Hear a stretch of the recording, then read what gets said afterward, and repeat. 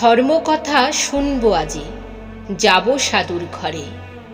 না এলে আজ মাথায় তুলে আনিব জোর করে। এই ভাবিয়া অধম কাকু চলেন সাধুর কাছে।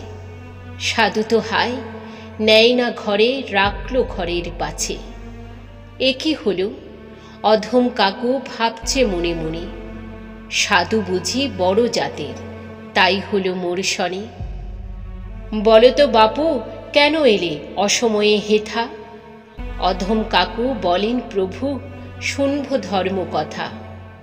কৃপা করে চরণ ধুলা দাও হে আমার বাড়ি। অধম কাকুর করজোড়ে না সরিলেন ছাড়ি। আচ্ছা বাপু, যাব তবে, আমি প্রসাদ ভোজি। তোর ঘরে কি ধর্ম কথা চলে শঙ্খ বাজি?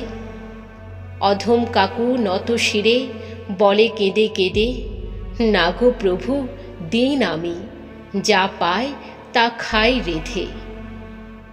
অনাচার, ঘোর অনাচার, যাব না তোর বাড়ি। রেগে মেগে প্রভু এবার মারল এমন ঝাড়ি। তবু কাকু থাকলো বসে প্রভুর চরণ তলে।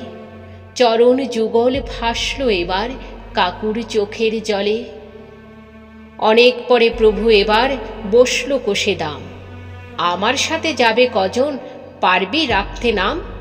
খাবার দাবার আরামে বল, হবে না তো ত্রুটি? কাকু বলে, না গো প্রভু সবে যাবে জুঠি।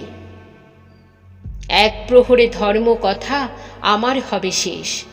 টাকা কিন্তু 40,000, তবেই হবে বেশ। এত টাকার ধর্ম কথা?